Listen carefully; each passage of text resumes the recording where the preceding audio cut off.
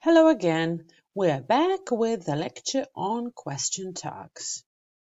Here are two dialogues illustrating question tags very well.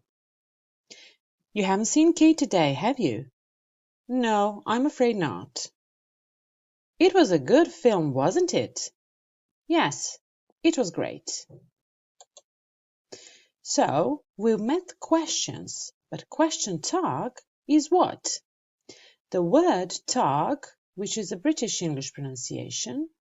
You can also say tag, which is more of American English pronunciation. So the word tag is a verb and a noun.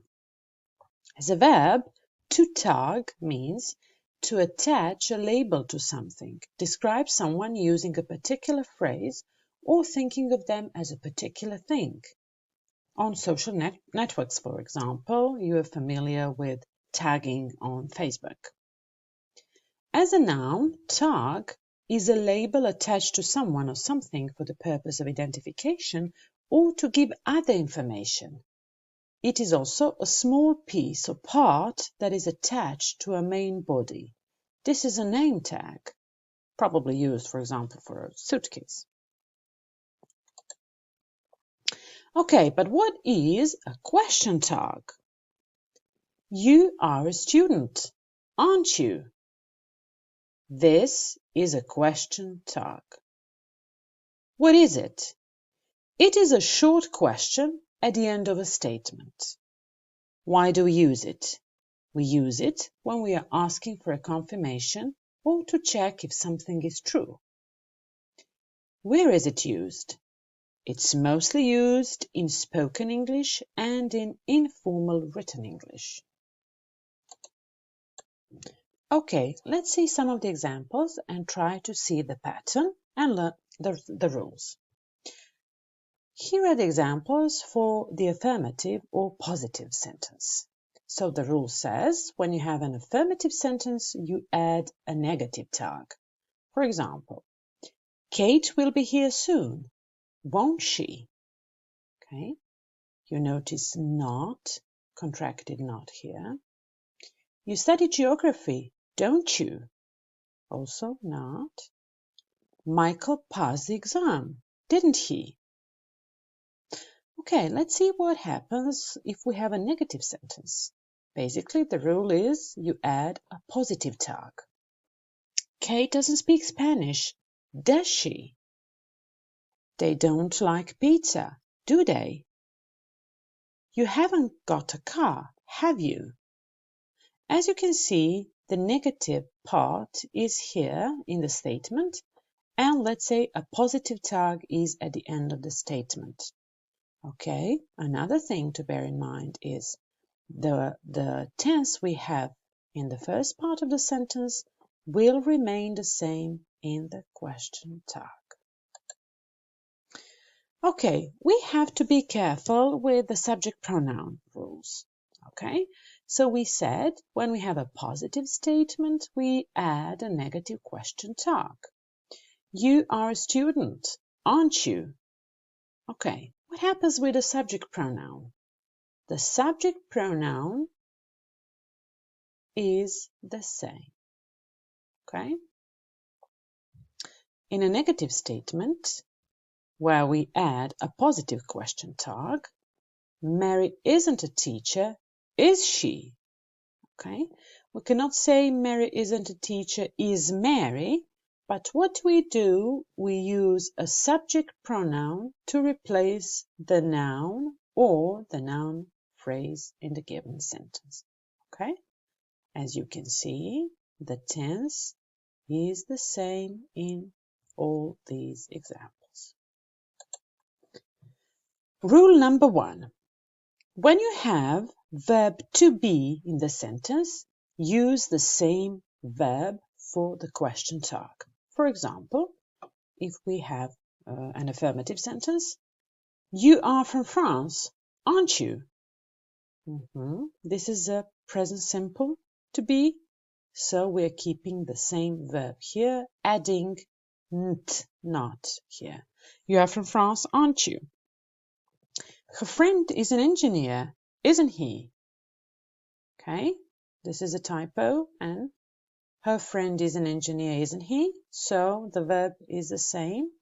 And you see how the subject pronoun her friend, subject pronoun he is replacing the phrase her friend. Okay. She was at a conference, wasn't she?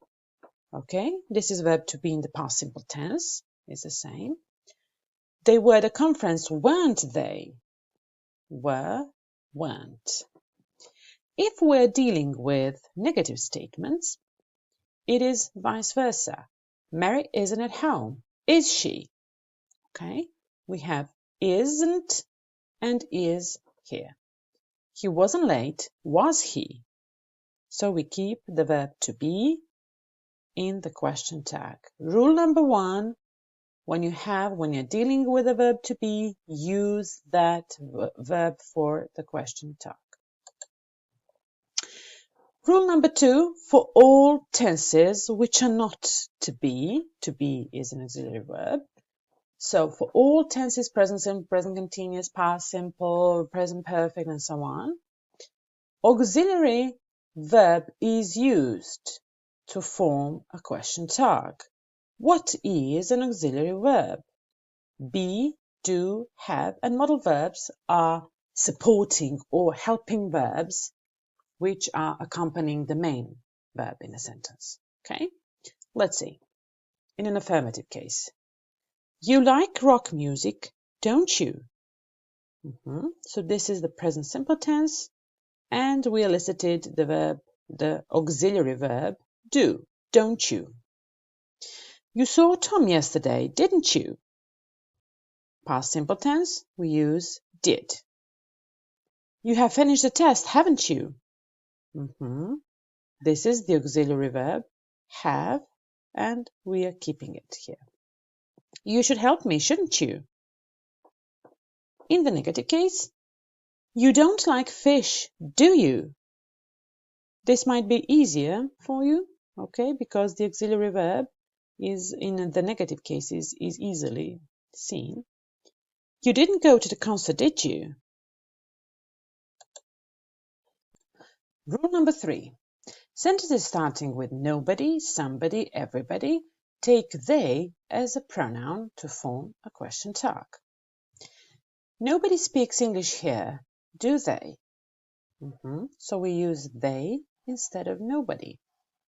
Somebody took my key, didn't they? Everybody's here, aren't they?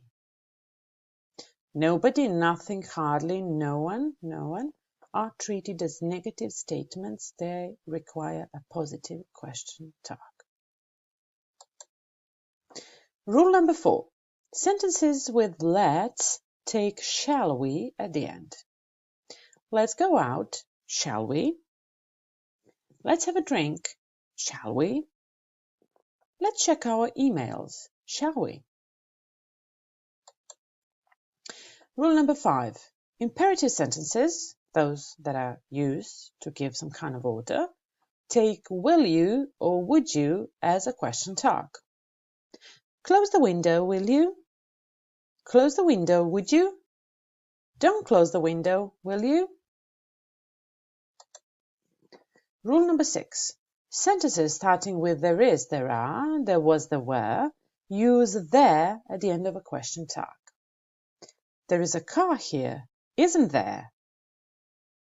There are bags in the street, aren't there? Rule number 7. Verb to be for the pronoun I takes aren't, not amn't. I'm late, aren't I? I'm not late, am I? Okay, this is an exercise from your textbook which says put a question tag at the end of a sentence and add a suitable reply taken from pages 29 and 30 in your books. Okay, a cool idea would be for you to do the exercise and afterwards to get back to the video to check your answers. I'm going to go through this one quickly so you can check the work which you have, I suppose, previously done. So the first one have been done for us. Kate won't be late, will she? You're tired, aren't you? You've got a camera, haven't you? You weren't listening, were you?